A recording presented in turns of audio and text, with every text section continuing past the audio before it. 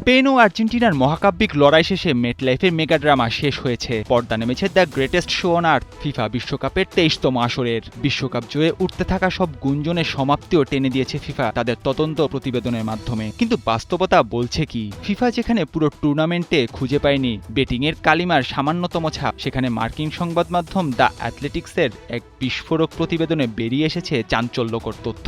মাঠের অন্তরালে $২৪০০ কোটি বিশাল বাজির বাজারের কালো ছায়াকে তারা নিয়ে এসেছে সবার সামনে। আন্তর্জাতিক ক্রীড়া নজরদারি সংস্থা কোপেনহেগেন গ্রুপ সদ্য সমাপ্ত বিশ্বকাপের ১০৪টি ম্যাচকে বিশ্লেষণ করে শনাক্ত করেছে অন্তত ৭টি বড় ধরনের সতর্ক সংকেত, যাকে তারা নাম দিয়েছে ইয়েলো অ্যালার্ট। কাতার বিশ্বকাপের তুলনায় এবার বাজি ধরা হয়েছে প্রায় দ্বিগুণ অর্থ, আর সেই অতিকায় বাজির সাম্রাজ্যেই উকি দিচ্ছে অস্বাভাবিকতার কালো হাতছানি। কোপেনহেগেন গ্রুপের নজরে থাকা ১৫টি ম্যাচের মধ্যে রয়েছে গা শিউরে ওঠার মতো বেশ কিছু ঘটনা। কেপ ভার্দের বিপক্ষে স্পেনের ড্র বা হারের পর হঠাৎ করেই $৪৮ লাখ রেকর্ডবাজি, মেক্সিকোর বিপক্ষে দক্ষিণ আফ্রিকার থেম্বাজোয়ানের বিতর্কিত লাল কার্ড, কিংবা সৌদি আরবের বিপক্ষে ফেরান তোরেসের গোল বাতিলে ভিএআরের দীর্ঘ ৩ মিনিটের রহস্যময় নীরবতা সবকিছুই ইঙ্গিত দিচ্ছে বাজির কালো ছায়ার।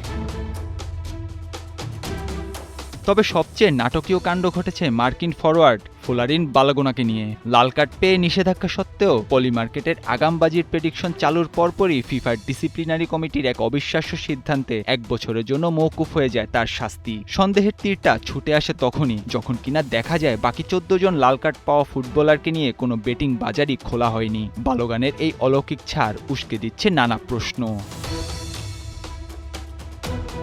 যদিও কোপেনহেগেন গ্রুপ স্পষ্ট জানিয়ে দিয়েছে এই ইয়েলো অ্যালার্ট মানেই ম্যাচ ফিক্সিংয়ে সুনির্দিষ্ট প্রমাণ নয়, এসব ঘটনা কেবলই সন্দেহের সৃষ্টি করে। যদিও ফিফার ইন্টিগ্রিটি টাস্ক ফোর্স বুক চাপড়ে দাবি করছে সন্দেহজনক বেটিং বা ফিক্সিংয়ের কোনো ছায়ায় ছুঁতে পারেনি এবারের মহাযজ্ঞকে, কিন্তু এসব ঘটনা দিন শেষে প্রশ্ন জন্ম দেয় ফিফার তদন্ত প্রতিবেদনের স্বচ্ছতা নিয়ে।